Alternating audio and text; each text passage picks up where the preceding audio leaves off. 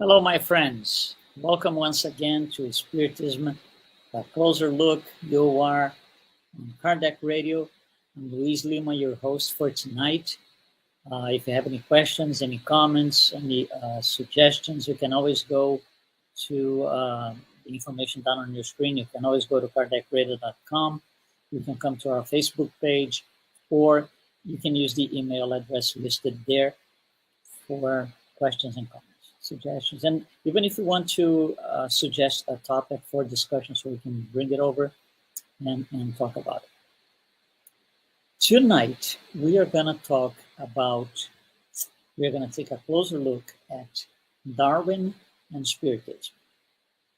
Darwin and Spiritism. I think the question is always somehow, at least we get a lot of this from people. Do we align with Darwin's theory, or even the other way around? Does Darwin's theory align with Spiritism? Is he our friend? Is he not? We get a lot of questions about it. So that's the reason we decided to bring this over. Let's try to understand and clarify, and hopefully we're going to do the right job tonight. For us to make this quote, judgment, a better word would be analysis. For us to do this analysis, we need to take a really quick crash course on Darwin's work and its history, because there's a lot of things in his work that are little tiny details, but they make a difference when we put Darwin's work and Spiritism side by side. So really quick. He was born in an upper class family, so family was wealthy. His father and his grandfather, they were well-known people in the society, in their profession, in their work. They were all in the health business, doctors, and they were very well-known. Darwin was baptized in the Anglican Church. The Anglican Church is part of Christianity, but it's a more restricted form, at least it was in those days. They did not accept all the books in the Bible. They had their own adaptations to the Bible because, it was a form of Christianity. Still Christian, still based on Jesus' teachings and so, but it had some, especially regarding the Old Testament, you had some things that they didn't like much, so they left it out.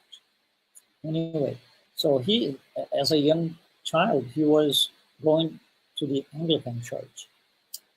Then he grows up, he goes to the university to study medicine because that's what the family lineage, they're all doctors.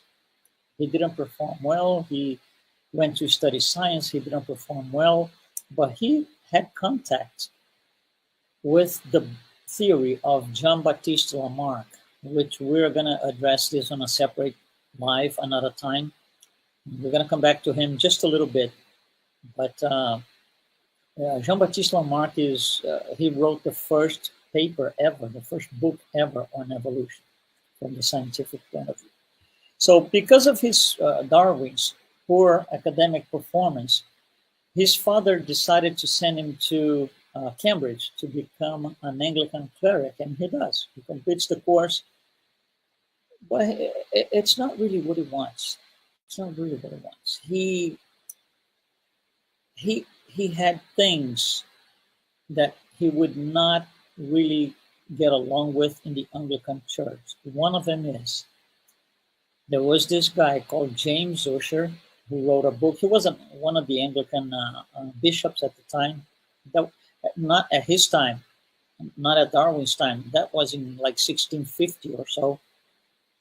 And this guy made some calculations, and he came to the conclusion that he found the very day when the world was created, and that was Sunday, October 23rd, 4004 BC. Darwin looks at this and says, this is just too much. That blows my mind. I don't want to do this thing anymore. I don't want anything to do with the church.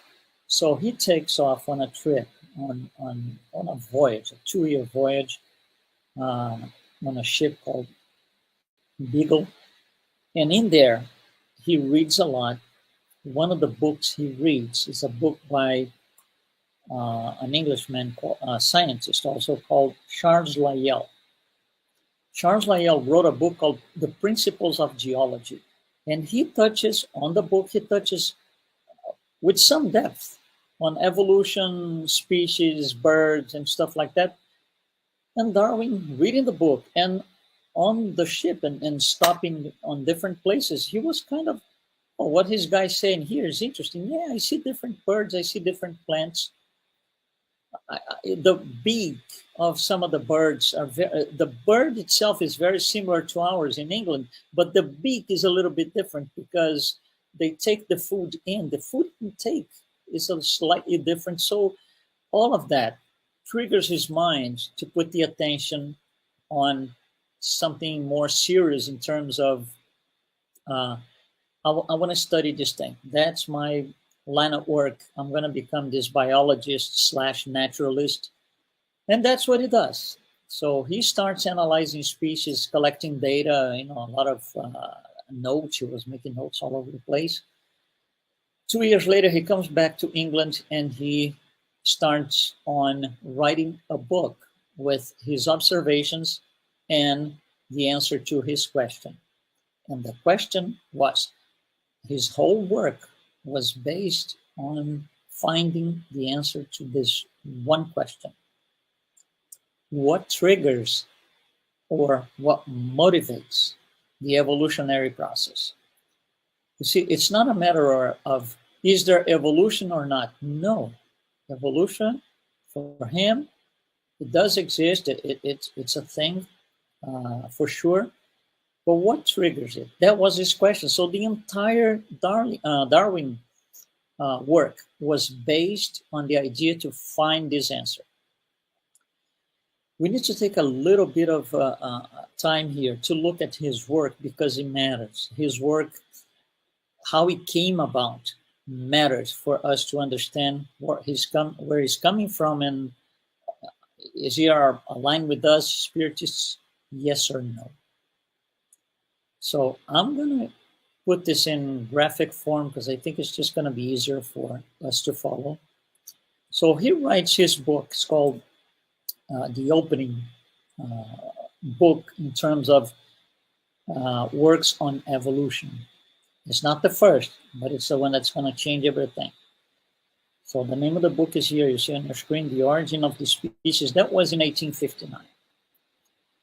So this is a reference. 1859, 2 years after the first edition of the Spirit's book. First edition, 501 questions. The second edition came in 1860 after his work, or about the same time. So here is, he writes the book, and what were his considerations?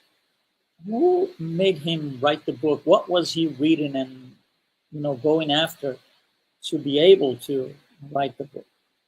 So two things. First of all, he reads the works of Jean-Baptiste Lamarck. Like I said, it's the first book ever in 1809. You see here the name Philosophie Zoologique. In French, Jean-Baptiste Lamarck is a French naturalist biologist. It's the first work on evolution from the scientific point of view. So he reads that. Their theories, the final theory of Darwin and the original theory of Lamarck are different. But anyway, he read the book. The second thing is, he read the book, this book here that you see on your screen, published in 1798, an essay on the principles of population by Thomas Malthus. Thomas Malthus was a church guy. One day he decided, I don't want to be a church guy. I want to be just like my father, an economist. So he goes in, starts making a lot of studies on economics and economy and so. And he publishes this book, an essay on the principles of population. In this book, he's going to say something that's going to raise eyebrows. He says, vegetation grows at a linear proportion. Vegetation that the growth of vegetation is linear, but the growth of animal life is exponential. So there's going to be a problem in the future, sometime in the future. There's, there's going to be a lack of food and resources. That was his view. His view, Thomas Malthus, was totally 100% contrary to the one of his father. And the reason why he was totally 100% contrary to his father's line of thought, he was also an economist and a philosopher, is because they didn't get along. And just for that reason, Thomas Malthus, in order to challenge his father, wrote something contrary to everything his father thought. So he said, again, we're going to have a problem with food because vegetation and animal life do not grow in the same proportion. His father, Daniel Malthus, on the other hand, he was a leader, a local leader in France for the movement, the Age of Enlightenment. And the Age of Enlightenment had one of the great names in the Age of Enlightenment was philosopher Jean-Jacques Rousseau. One of them, not there were many of them. But Jean-Jacques Rousseau, as a philosopher, he was a national leader. His father, Thomas' father, Daniel Malthus, was a local leader, but very close to Jean-Jacques Rousseau. Another influence on Daniel was a great economist of the time, David Hume. So you see, there's philosophy here and there's economy. This goes down all the way down to Darwin plus. There's the biggest work ever done before Darwin, which is the work of Lamarck, also a naturalist. So Charles Darwin takes all of this thing and he's going to put a theory together that answers the question. Again, the question is, what triggers or what motivates the evolutionary process? And it takes him a long time. He had almost a 20-year gap trying to gather more information, trying to elaborate the answer on this thing. And he wasn't ready. He never could really reconcile all the elements he was able to gather and all these things he read in the past. He never got to it for 20 years until one day, one commoner, one person, scientist, but not really well known, just a common person, called Alfred Wallace. Alfred Wallace finds out that Darwin is working on this thing. And Darwin had a good friend also working on this thing called Lyell. Remember, he had read Lyell when he was on the voyage. So when this guy sends his papers to Darwin in 1858, Darwin looks at it and says, that's my answer. This guy has my answer. So he talks to Lyell. And Lyell says, listen, we got to publish this because that's exactly what you want to do. You want to publish your 50 plus years of experience on this thing. So let's just do it. However, if you publish this under Wallace's name and you attach your name to it, it's not going to have the impact that it should if you have only your name because you're well known, you're wealthy, you're part of the society, and Wallace is not known. He's just a professor. He was just somebody who studied it. By the way, Wallace spent almost, I think, 14 years in the Amazon, working, trying to understand the species and plants and animals.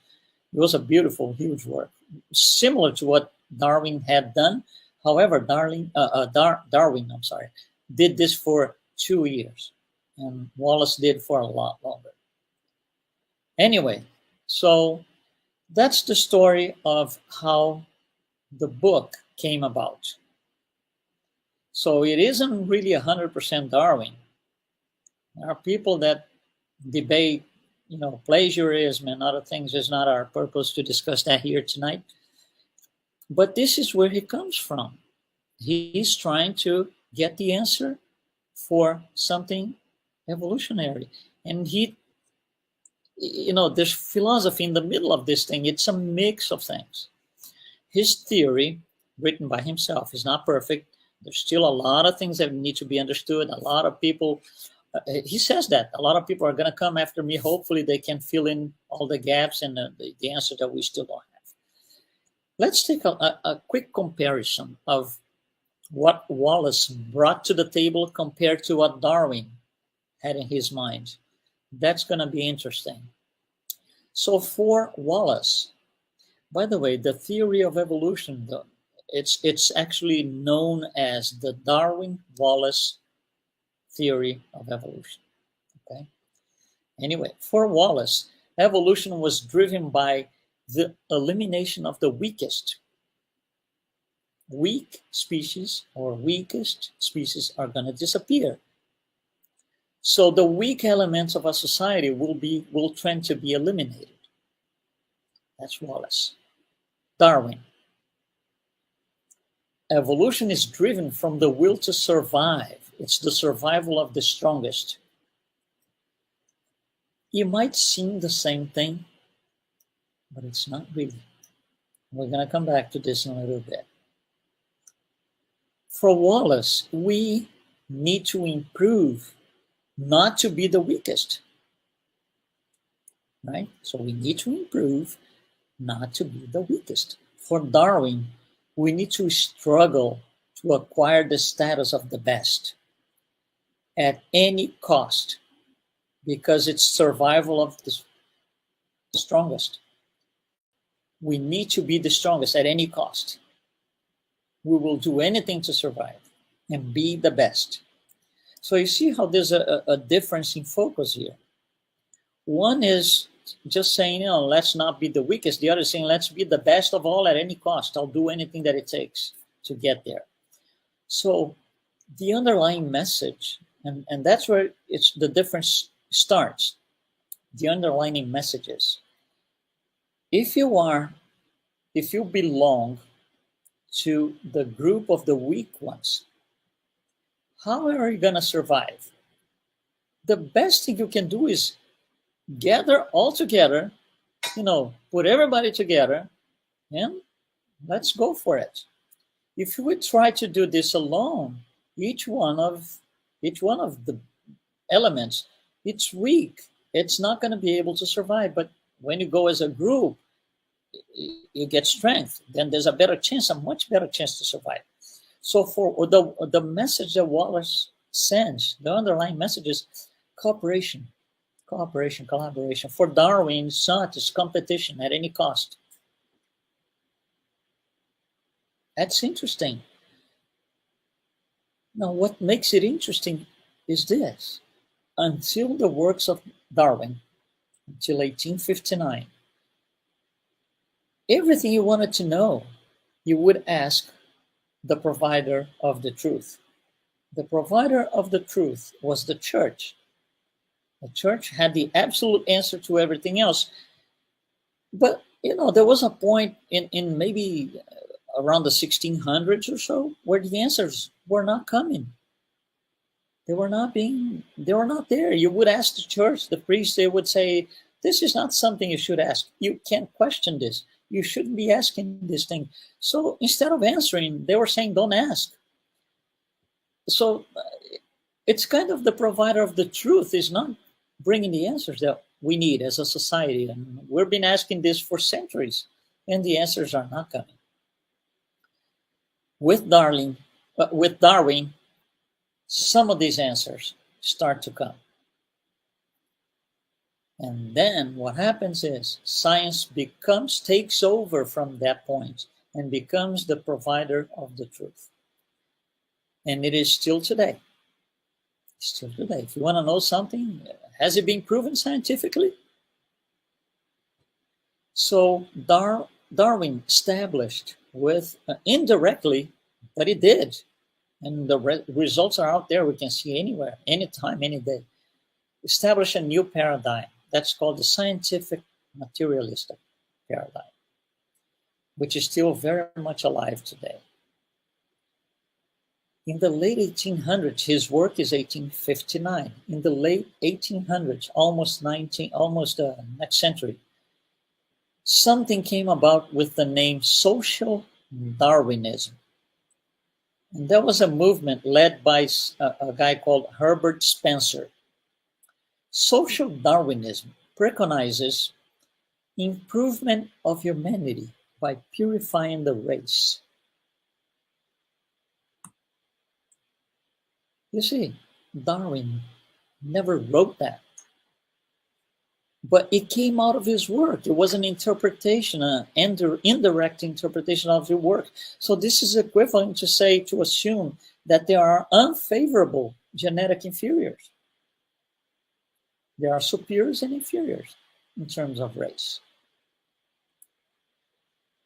This is still around today because we still live the scientific materialism. We still believe that the provider of the truth is science.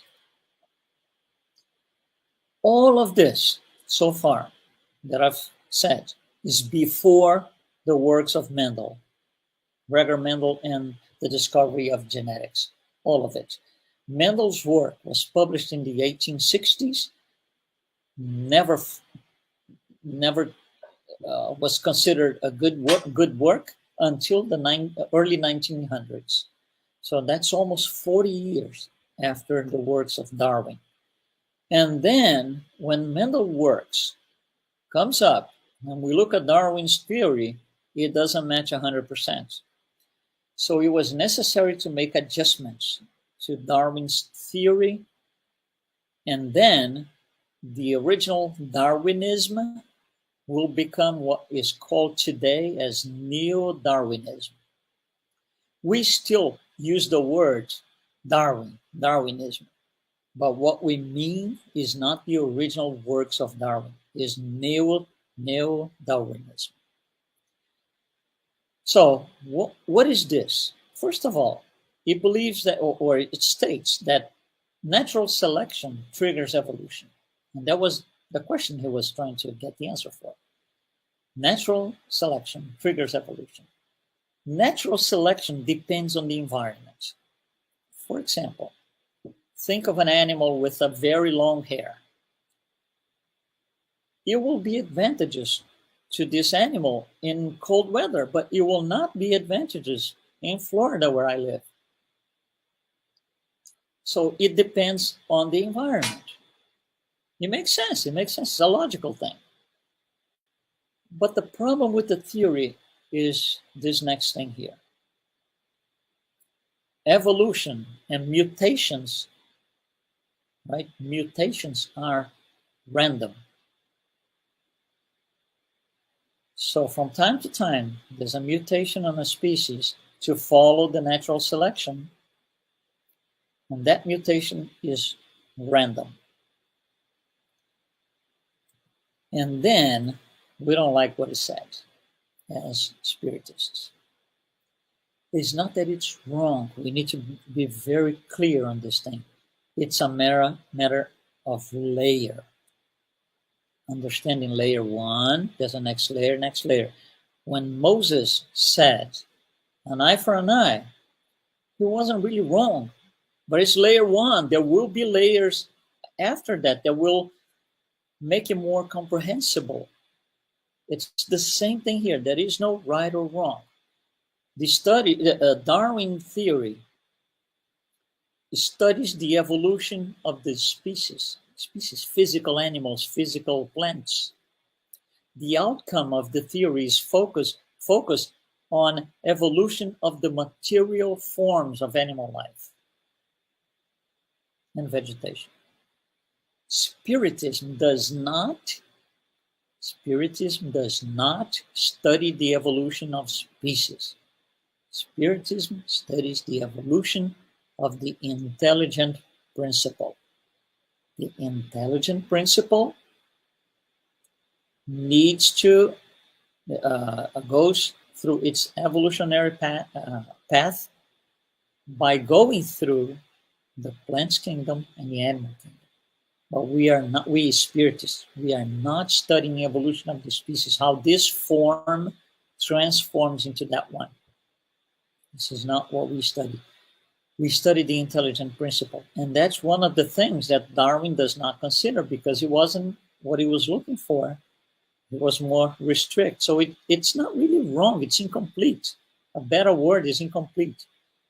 It's not that it goes against Spiritism or Spiritism goes against it. No, it's a matter of, we need to understand more. We need more layers of knowledge. Spiritism is this additional layer of knowledge.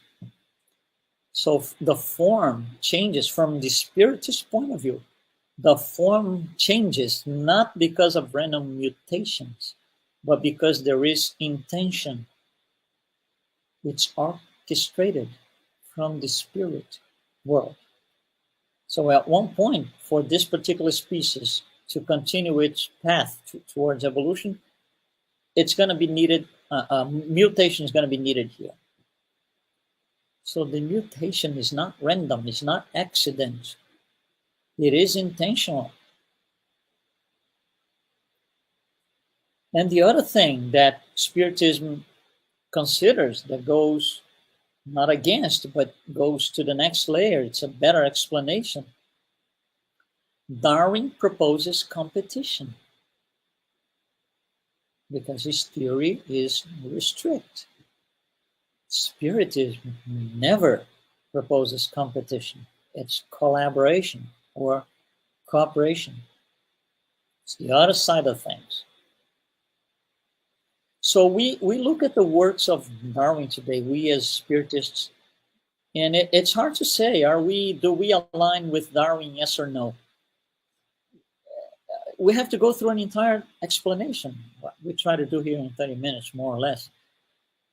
Because it's not right or wrong, it's just incomplete. We have more knowledge brought to us through mediumship, right? The ability of bringing information from the spirit world through mediums. We have that information. He didn't. First, he and Kardec, they were living at the same time, by the way, but they never met each other. They didn't get to know each other's work. Not that I know of, not that I could ever find, and I don't see anything documented in that sense. But you see, the purpose of Darwin was not the purpose of Spiritism. Just like Newton. Newton got criticized because people said, Newton, your theory is marvelous, wonderful, but where is God into this theory? And he said, that's not my purpose. I'm looking for answers how the universe works, the universe physical, the planets, the comets, the, whatever galaxies, not the world in terms of divinity and all of that, spirits, no. So the word God or anything in that sense does not appear in Darwin's work either, because it wasn't what he was focusing on. So obviously the criteria is different. If the criteria is different, the outcome cannot be different. But again, it's a matter of understanding where Darwin is coming from, understanding where Spiritism is coming from, put them side by side, and I think the answer becomes a little clear. Hopefully, I was able to convey that to you tonight. Once again, if you want to bring us any comments, any suggestions, any recommendations, we're all open. You have the information down on your screen. Thanks so much for joining us tonight. We will be here next Wednesday at 7 p.m. Eastern Time with another edition of Spiritism, A Closer Look. Thank you so much.